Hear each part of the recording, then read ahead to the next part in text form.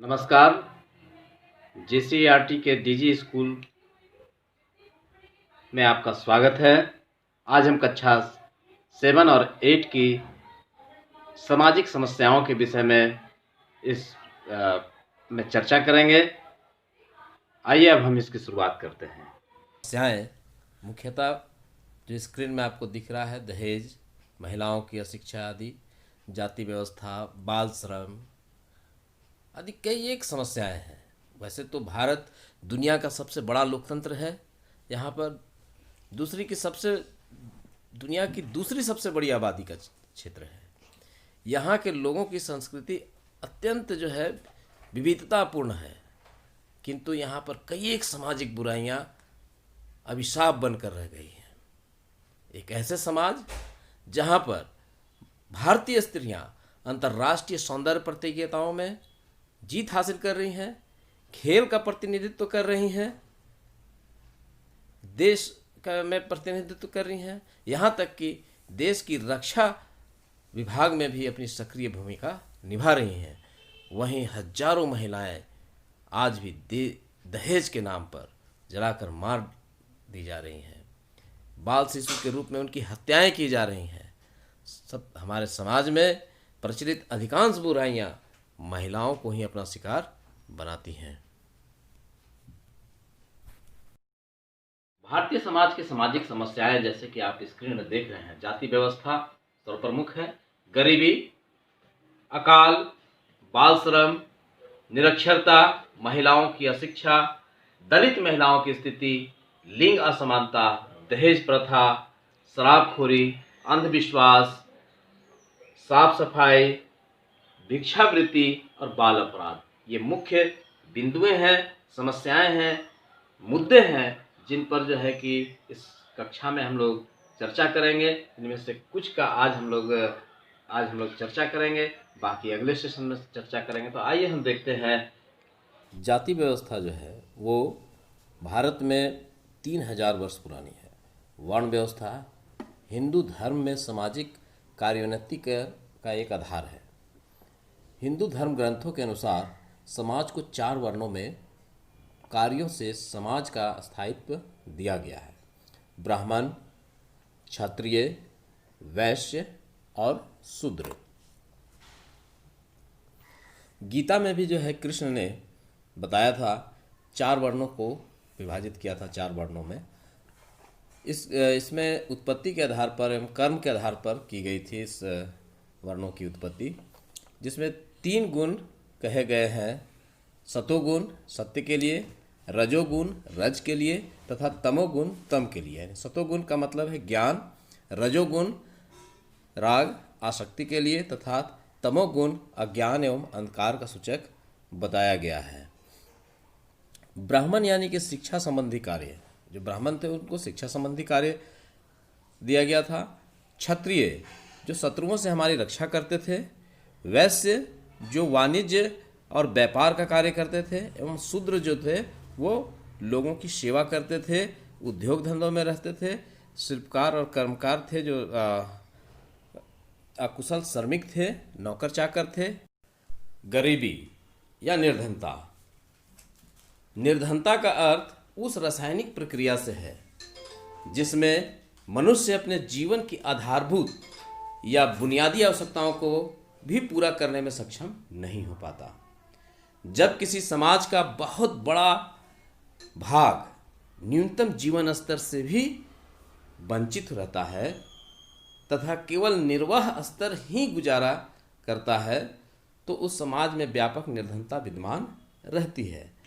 GK Agarwal के अनुसार निर्धनता का तात्पर्य एक ऐसे अभावग्रस्त जीवन से है जो समाज के सामाजिक आर्थिक कुसमायोजन से उत्पन्न होता है तथा जिसके परिणाम स्वरूप व्यक्ति अपनी तथा अपने आश्रितों की अनिवार्य जरूरतों आवश्यकताओं को भी पूरा करने में असमर्थ रहता है।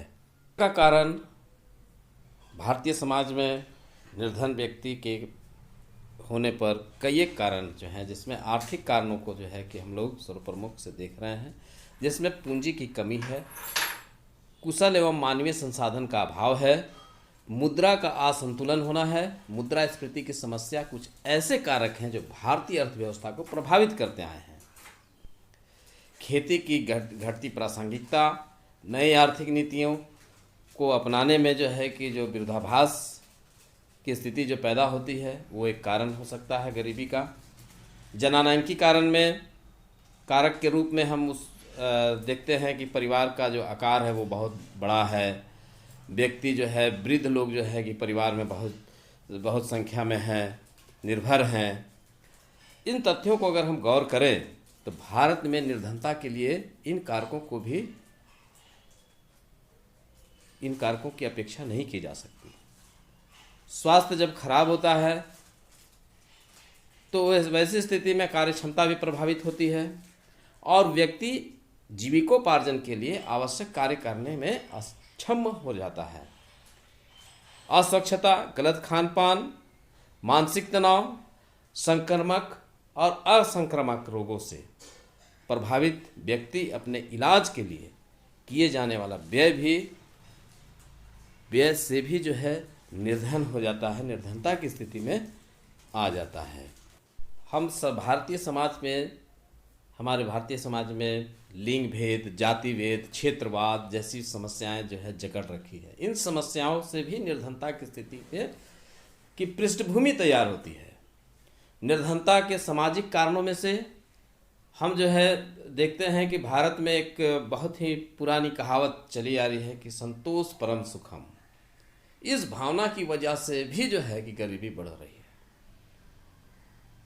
लोग कमाना नहीं चाहते हैं, जन परिस्थितियों को नहीं अपनाना चाहते हैं, गतिशीलता का अभाव है। अपने पुत्रियों का विवाह शीघ्र करने के लिए भी जो है ये उतावले होते हैं, जो जनसंख्या की अधिक वृद्धि हो जाती है, जिससे जो आर्थिक विकास में बाधा होती है। लोगों में अशिक्षा और अज्ञानता का अभाव जो होने से भी गरीबी आती है। राजनीतिक कारणों की अगर हम चर्चा करें तो दुनिया के अधिकांश देश बहुत वर्षों तक साम्राज्यवादी अधीनता में रहे हैं। इन साम्राज्यवादी देशों ने अपने अधीनस्थ देशों का बहुत ही शोषण किया। साम्राज्यवादी शक्तियां इन देशों से कच्चा माल ले जाकर अपना तैयार माल इन देशों पर थोपती रही। इन देशों से इस प्रकार की अनेक सारी दौलत लुटाती रही। भारतीय समाज में अकाल और भूखमरी ये एक बहुत ही व्यापक समस्या है। जब लंबे समय तक किसी क्षेत्र में या कई महीनों तक या कई वर्षों तक वर्षा कम होती है या नहीं होती है तो इसे सूखा या अकाल कहा जाता है। सूखे के कारण प्रभावित क्षेत्रों की कृषि एवं वहाँ की पर्यावरण पर अत्यंत प्रतिकूल प्रभाव पड़ता है। इससे स्थानीय अर्थव्यवस्था डगमगा जाती है। जैसा कि आप चित्र में देख रहे हो कि अकाल का एक उदाहरण यहाँ पर हम लोग कुछ चित्रों के माध्यम से देख रहे हैं, कैसे जो है कि भूखमरी और महामारी का असर होता है। अब हम चर्चा करेंगे बाल श्रम की। तो हमें पता है कि बाल श्रम जो है कि एक अपराध है। बच्चों का बचपन छीनकर उन्हें उम्र से पहले बड़ा और जिम्मेदार बना देता है, जिसकी वजह से उसका उचित मानसिक एवं शारीरिक विकास नहीं हो पाता। इंटरनेशनल लेबर ऑर्गेनाइजेशन, अंतर्राष्ट्रीय श्रम संगठन के मुताबिक 14 वर्ष से कम आयु वाले बच्चों से करवाया जाने वाला कोई भी काम जो उनके शारीरिक, मानसिक या सामाजिक विकास में बाधा डालता हो या उसके लिए खतरनाक साबित हो, बाल श्रम की श्रेणी में आता है। दुनिया में अभी भी लगभग 15 करोड़ बच्चे बाल मजदूर हैं। बाल मजदूरी के कई कारण हो सकते हैं, जिनमें 2 कारणों की चर्चा हम करना चाहेंगे। बाल श्रम का प्रमुख कारण क्या है? गरीबी है। कई पेरेंट्स जो हैं गरीबी के चलते अपने बच्चों को स्कूल नहीं भेज पाते हैं, जैसा हम आए दिन सुनते हैं, और पैसा कमाने के लालच में उसे बाल मजदूरी करवाते हैं। दूसरा है कि अशिक्षा है और जागरूकता का अभाव है। पेरेंट्स में सरकार द्वारा कई योजनाएं चलाई जा रही हैं जानकारी, लेकिन उसकी जानकारी नहीं मिल पाती है अभिभावकों को, जिसकी वजह से वे अपने साथ ही अपने बच्चों का भी शोषण करवाने लगते हैं। चलिए, आज के सेशन में बस इतना ही। अब हम लोग कुछ टास्क करते हैं। जितना हम लोगों ने आज देखा, पढ़ा, जाना, उसी में से 3 क्वेश्चंस मैं आप लोगों के सामने प्रस्तुत कर रहा हूं। उम्मीद है कि इस सवाल का जवाब आप जरूर देंगे और कल आने वाले सत्र से इसका हम लोग शुरुआत करेंगे। जाति व्यवस्था के तहत, जैसा आप स्क्रीन में देख रहे हैं, जाति व्यवस्था के तहत भारतीय समाज को कितने वर्णों में बांटा गया है? पहला, आपके पास 4 ऑप्शन हैं, 1, 2 या 3 और 4। इनमें से कौन सही है, इसका जवाब आपको देना है। दूसरा प्रश्न है, जाति व्यवस्था के शीर्ष में कौन से वर्ण को रखा गया? नंबर 1 है आपके पास, पहला ऑप्शन है शूद्र, दूसरा ऑप्शन है ब्राह्मण, तीसरा ऑप्शन है वैश्य और चौथा ऑप्शन है क्षत्रिय। इसके बाद हम लोग देखेंगे तीसरा प्रश्न, जो बाल श्रमिकों से रिलेटेड है।